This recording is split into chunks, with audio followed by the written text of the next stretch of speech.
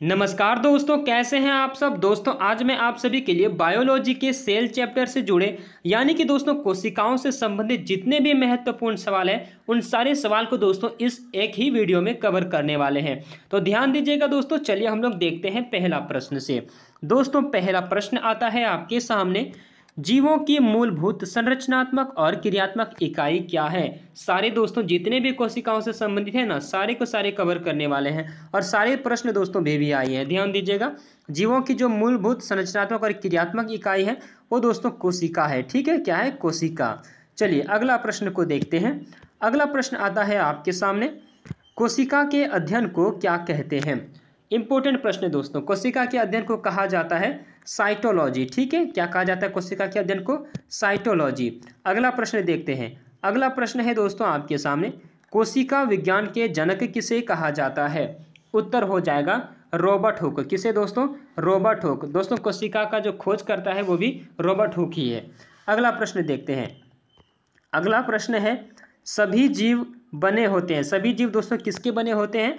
तो कोशिका के बने होते हैं। ठीक है, हमारे शरीर के जितने भी अंग है दोस्तों सभी जो है छोटी छोटी कोशिकाओं से जुड़कर जो है बने हैं। ठीक है, आपका उत्तर क्या हो जाएगा? Option A. अगला प्रश्न देखते हैं। अगला प्रश्न है, कोशिका की खोज किसने की थी। तो आपका उत्तर क्या होगा? Robert Hooke. कोशिका की खोज दोस्तों रॉबर्ट हुक ने किया था 1665 ईस्वी में। इन्होंने दोस्तों मृत कोशिकाओं का खोज किया था। जीवित कोशिकाओं का खोज किसने किया था मैं आपको आगे बताने वाला हूँ। चलिए नेक्स्ट प्रश्न को देखते हैं। रॉबर्ट हुक ने कोशिका की खोज कब की थी। तो आपका उत्तर हो जाएगा दोस्तों 1665 ईस्वी में। इन्होंने कौन सी कोशिका की खोज की थी? तो मृत कोशिकाओं की खोज की थी। ठीक है, अगला प्रश्न देखते हैं। अगला प्रश्न है, यहाँ पर दोस्तों स्पेलिंग थोड़ा गलत हो गया है, यहाँ पर रॉबर्ट हुक होगा। ठीक है, रॉबर्ट हुक ने कोशिका को सबसे पहले किस में देखा था। रॉबर्ट हुक ने कोशिका को सबसे पहले किस में देखा था? तो आपका उत्तर होगा कॉर्क में। ठीक है, ऑप्शन ए जो है इस प्रश्न का उत्तर हो जाएगा। अगला प्रश्न देखते हैं। कोशिका एक लैटिन शब्द से बना है जिसका अर्थ होता है। कोशिका दोस्तों एक लैटिन शब्द से बना है जिसका अर्थ क्या होता है? तो जिसका अर्थ होता है दोस्तों छोटा कमरा। क्या होता है अर्थ दोस्तों? छोटा कमरा। ठीक है, आपका उत्तर हो जाएगा ऑप्शन से ए इस प्रश्न का उत्तर है। अगला प्रश्न देखते हैं। अगला प्रश्न है दोस्तों आपके सामने, माइक्रोग्राफिया पुस्तक के लेखक कौन है। तो उत्तर हो जाएगा ऑप्शन ए रॉबर्ट हुक। दोस्तों रॉबर्ट हुक ने माइक्रोग्राफिया पुस्तक में जो है कोशिकाओं से संबंधित जो भी उन्होंने खोज किया है वो सारे के सारे इसी पुस्तक में लिखा है। ठीक है, अगला प्रश्न देखते हैं। अगला प्रश्न है आपके सामने, एक जीवित कोशिका की खोज किसने की। तो दोस्तों मृत कोशिकाओं की खोज की थी रॉबर्ट हुक ने 1665 ईस्वी में। ठीक है, इसके बाद ल्यूवेनहॉक आया 9 साल के बाद, यानी कि रॉबर्ट हुक ने किया था 1665 ईस्वी में। इसके जस्ट 9 साल बाद तो 1674 ईस्वी में जो है एंटोनी वॉन ल्यूवेनहॉक ने जीवित कोशिकाओं का खोज किया था। तो आपका उत्तर हो जाएगा ऑप्शन बी ल्यूवेनहॉक। ठीक है, अगला प्रश्न देखते हैं। अगला प्रश्न है, कोशिका सिद्धांत किसने दिया था। तो आपका उत्तर हो जाएगा ऑप्शन ए स्लाइडन एवं स्वान ने दिया था कोशिका का सिद्धांत। ऑप्शन ए आपका राइट आंसर हो जाएंगे। अगला प्रश्न देखते हैं दोस्तों। अगला प्रश्न है, जंतु कोशिका की बाह्य आवरण है, यानी कि दोस्तों जंतु कोशिका जो होती है इस प्रकार का, तो इसके जो बाह्य आवरण होते हैं वो कि मतलब उसको क्या बोलते हैं। तो आपका उत्तर हो जाएगा कोशिका झिल्ली। ठीक है, कोशिका झिल्ली या सेल मेम्ब्रेन इंग्लिश में इसको कहते हैं। और दोस्तों कोशिका भित्ति जो होते हैं वो पादप कोशिकाओं के बाह्य आवरण होते हैं, कोशिका भित्ति। ठीक है, और कोशिका झिल्ली होते हैं जंतु कोशिकाओं की बाह्य आवरण। तो ध्यान दीजिएगा। अगला प्रश्न देखते हैं। अगला प्रश्न है, पादप कोशिका की बाह्य आवरण है। तो अभी मैंने दोस्तों आपको तुरंत बताया कि कोशिका भित्ति जो होती है वो पादप कोशिकाओं की बाह्य आवरण होती है। ध्यान दीजिएगा दोस्तों, कोशिका झिल्ली और कोशिका भित्ति दोनों जो है पादप कोशिका के बाह्य आवरण में होती है। पहले अंदर में होते हैं कोशिका झिल्ली, इसके बाहर में होते हैं कोशिका भित्ति। ठीक है, अगला प्रश्न देखते हैं। खाली स्थान पादप कोशिका में होती है लेकिन जंतु कोशिका में नहीं, यानी कि दोस्तों ऐसा कौन सा है जो कि पादप कोशिका में तो होती है लेकिन जंतु कोशिका में नहीं होती है। तो आपका उत्तर हो जाएगा कोशिका भित्ति। कोशिका भित्ति जो होती है दोस्तों वो केवल पादप कोशिका के बाह्य आवरण में होते हैं, लेकिन दोस्तों जंतु कोशिका के बाह्य आवरण में जो होते हैं वो होते हैं केवल कोशिका झिल्ली। और कोशिका भित्ति और प्लस कोशिका झिल्ली दोनों दोस्तों ये पादप कोशिकाओं के बाह्य आवरण होते हैं। ठीक है, कोशिका भित्ति और कोशिका झिल्ली दोनों दोस्तों पादप कोशिका के बाह्य आवरण होते हैं और कोशिका झिल्ली केवल जो होते हैं वो केवल जंतु कोशिका के बाह्य आवरण होते हैं, तो ये ध्यान दीजिएगा। अगला प्रश्न देखते हैं, जीव द्रव्य में सबसे अधिक पाया जाता है। जीव द्रव्य में सबसे अधिक क्या पाया जाता है? तो जल पाया जाता है दोस्तों। ठीक है, लगभग 80% जो है जीव द्रव्य में जल पाए जाते हैं। अगला प्रश्न देखते हैं। अगला प्रश्न है आपके सामने, प्रोकैरियोटिक कोशिकाओं में उपस्थित होता है। प्रोकैरियोटिक कोशिकाओं में उपस्थित क्या होता है दोस्तों? तो राइबोसोम। ठीक है, और दोस्तों ये 70S राइबोसोम होता है। दोस्तों 70S का मतलब होता है साइज को दर्शा रहा है राइबोसोम का। एक होता है 80S राइबोसोम जो दोस्तों यूकैरियोटिक कोशिकाओं में पाए जाते हैं, यानी कि बड़े बड़े जीव जंतुओं में पाए जाते हैं। और 70S जो होते हैं वो छोटे कीटाणुओं में, छोटे कीट जो होते हैं उसको दोस्तों हम लोग प्रोकैरियोटिक कोशिका कहते हैं, उसमें जो है 70S राइबोसोम पाए जाते हैं। ठीक है, अगला प्रश्न देखते हैं। अगला प्रश्न है, निम्न में से कौन प्रोकैरियोटिक कोशिकाओं का उदाहरण नहीं है? प्रोकैरियोटिक कोशिकाओं का उदाहरण नहीं है तो आपका उत्तर हो जाएगा अमीबा। ठीक है, ऑप्शन डी अमीबा जो है प्रोकैरियोटिक कोशिकाओं का उदाहरण वो नहीं है, लेकिन जीवाणु, माइकोप्लाज्मा, साइनोबैक्टीरिया ये सब दोस्तों किस में आता है? प्रोकैरियोटिक कोशिकाओं में आ जाता है। अगला प्रश्न देखते हैं। अगला प्रश्न है, यूकैरियोटिक कोशिका पाई जाती है, किस में पाई जाती है यूकैरियोटिक कोशिका दोस्तों? तो ये पाए जाते हैं पादप में भी, प्रोटिस्ट में भी और ये जंतुओं में भी, यानी कि इनमें से सभी में दोस्तों यूकैरियोटिक कोशिका पाई जाती है। अगला प्रश्न देखते हैं। अगला प्रश्न है आपके सामने, इनमें से कौन केवल पादप कोशिका में पाए जाते हैं, जंतु कोशिका में नहीं?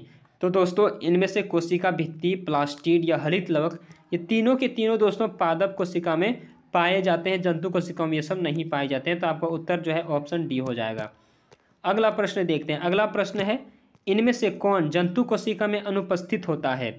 जंतु कोशिका में कौन अनुपस्थित होता है? माइटोकॉन्ड्रिया तो पाया जाता है, लाइसोसोम भी पाया जाता है, गोल्गी बॉडी भी पाया जाता है, लेकिन दोस्तों प्लास्टिड जो है जिसे हरित लवक कहते हैं, प्लास्टिड, ये दोस्तों केवल पादप कोशिकाओं में पाए जाते हैं। ठीक है, ये जंतु कोशिकाओं में नहीं पाए जाते हैं, तो आपका उत्तर हो जाएगा ऑप्शन डी। अगला प्रश्न देखते हैं। अगला प्रश्न है दोस्तों आपके सामने, कोशिका भित्ति किसमें नहीं पाया जाता है? तो दोस्तों ये पादप में तो पाए जाते हैं, कवक में भी पाए जाते हैं, जीवाणु में भी पाए जाते हैं, लेकिन जंतु में दोस्तों कोशिका भित्ति नहीं पाए जाते, इसमें केवल कोशिका झिल्ली पाए जाते हैं। ठीक है, या फिर सेल मेम्ब्रेन भी कह सकते हैं। अगला प्रश्न है, शैवालों की कोशिका भित्ति मुख्य रूप से किसकी बनी होती है? शैवालों की कोशिका भित्ति मुख्य रूप से किसकी बनी होती है? तो सेल्यूलोज की बनी होती है। ठीक है, शैवालों की जो कोशिका भित्ति है वो सेल्यूलोज की बनी होती है। अगला प्रश्न देखते हैं। अगला प्रश्न है दोस्तों, केंद्रक के अलावा कौन से कोशिकांग में डीएनए पाया जाता है? केंद्रक में दोस्तों डीएनए तो पाया जाता है केंद्रक के अंदर, ठीक है, लेकिन दोस्तों इसके अलावा और कोशिका के अंदर कौन से अंग में डीएनए पाया जाता है? तो आपका उत्तर हो जाएगा ऑप्शन बी, माइटोकॉन्ड्रिया में पाए जाते हैं। ठीक है, ध्यान दीजिएगा। अगला प्रश्न देखते हैं। अगला प्रश्न है दोस्तों, डीएनए में पाई जाने वाली शर्करा है तो वो है दोस्तों डीऑक्सीराइबोज। ठीक है, डीएनए में दोस्तों डीऑक्सीराइबोज पाया जाता है और आरएनए में दोस्तों केवल राइबोज शुगर पाए जाते हैं और डीएनए में डीऑक्सीराइबोज शुगर पाए जाते हैं, तो आप ये ध्यान दीजिएगा। अगला प्रश्न देखते हैं। अगला प्रश्न है आपके सामने, किस कोशिकांग को आत्महत्या की थैली कहा जाता है? तो दोस्तों ये कहा जाता है लाइसोसोम को। ठीक है, इसके अंदर दोस्तों जल अपघटक एंजाइम पाया जाता है कि जो दोस्तों अगर कोशिकाओं के अंदर कोई भी अंग अगर काम नहीं करता है तो ये उस अंग को नष्ट कर देता है। अगर दोस्तों पूरा कोशिका ही काम नहीं करता है ना तो ये खुद को अपने आप को मतलब फाड़ लेता है, तो इसलिए इसको आत्महत्या की थैली कहते हैं या फिर एटम बम भी कहा जाता है, ध्यान दीजिएगा। अगला प्रश्न देखते हैं, कोशिकीय श्वसन जंतु कोशिका के किस भाग में होता है? कोशिकीय श्वसन जो होता है दोस्तों वो जंतु कोशिका के किस भाग में होते हैं? तो वो होते हैं दोस्तों माइटोकॉन्ड्रिया में। ठीक है, जंतु कोशिका के अंदर माइटोकॉन्ड्रिया में कोशिकीय श्वसन होता है। अगला प्रश्न देखते हैं। अगला प्रश्न है आपके सामने, निम्नलिखित में से कौन आरएनए का आधार नहीं है? देखिए दोस्तों, एडेनिन, थाइमिन, साइटोसिन, गुआनिन ये सारे दोस्तों किस में पाए जाते हैं? ये सारे डीएनए में पाए जाते हैं। ठीक है, लेकिन दोस्तों आरएनए में जो पाए जाते हैं वो केवल पाए जाते हैं एडेनिन, इसके बाद साइटोसिन और गुआनिन, ये तीनों दोस्तों जो है आरएनए में पाए जाते हैं, लेकिन थाइमिन के जगह में जो है आरएनए में वो पाए जाते हैं यूरेसिल। क्या पाए जाते हैं दोस्तों? यूरेसिल। ठीक है, तो ध्यान दीजिएगा, आपका उत्तर हो जाएगा थाइमिन।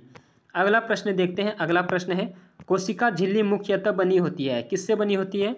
तो आपका उत्तर हो जाएगा प्रोटीन से। जो जंतु कोशिका के जो बाह्य आवरण होते हैं कोशिका झिल्ली वो दोस्तों प्रोटीन से बनी होती हैं। किससे दोस्तों? प्रोटीन से। ठीक है, अगला प्रश्न देखते हैं। अगला प्रश्न है आपके सामने, क्रेब्स चक्र की घटनाएं कहाँ पर होती है? तो ये दोस्तों होते हैं माइटोकॉन्ड्रिया के अंतर्गत। जो क्रेब्स चक्र के अंतर्गत दोस्तों जो है वो ग्लूकोज बनता है, जिससे दोस्तों ऊर्जा मिलती है। ठीक है, तो माइटोकॉन्ड्रिया के अंदर ही क्रेब्स चक्र की घटना होती है। अगला प्रश्न देखते हैं। अगला प्रश्न है कोशिका का शक्ति ग्रह किसे कहा जाता है? शक्ति गृह किसे कहा जाता है? तो आपका उत्तर हो जाएगा माइटोकॉन्ड्रिया। इसके अंतर्गत दोस्तों ऊर्जा बनती है, इसलिए कोशिका का शक्ति गृह माइटोकॉन्ड्रिया को कहा जाता है। अगला प्रश्न देखते हैं, निम्नलिखित में से किसमें कोशिका को नष्ट कर देने की क्षमता होती है? तो अभी दोस्तों हमने पढ़ा है जस्ट कि लाइसोसोम के अंदर जो है जल अपघटक एंजाइम पाया जाता है, जो कोशिकाओं को नष्ट कर देने की क्षमता होती है। अगला प्रश्न देखते हैं, लाइसोसोम की खोज किसने की थी? वो इंपॉर्टेंट सवाल है दोस्तों, कई बार पूछा गया है। लाइसोसोम की खोज किसने की थी? तो आपका उत्तर हो जाएगा डी डुबे, ऑप्शन सी डी डुबे। ठीक है, अगला प्रश्न देखते हैं। अगला प्रश्न है दोस्तों, कोशिका का रसोई घर किसे कहा जाता है? उत्तर हो जाएगा दोस्तों क्लोरोप्लास्ट। ठीक है, क्लोरोप्लास्ट को दोस्तों कोशिका का रसोई घर कहा जाता है, इसमें दोस्तों भोजन बनता है। अगला प्रश्न देखते हैं। अगला प्रश्न है आपके सामने, राइबोसोम को भी कहा जाता है। राइबोसोम को क्या कहा जाता है? तो प्रोटीन की फैक्ट्री कहा जाता है दोस्तों राइबोसोम। ठीक है, प्रोटीन कहाँ बनता है कोशिका के अंदर? तो राइबोसोम के अंदर जो है वो प्रोटीन बनता है, इसलिए राइबोसोम को प्रोटीन की फैक्ट्री कहा जाता है। अगला प्रश्न देखते हैं, कोशिका में प्रोटीन का निर्माण कौन करता है? कोशिका में प्रोटीन का निर्माण जो है वो कौन करता है? तो राइबोसोम। ठीक है, उत्तर हो जाएगा ऑप्शन डी।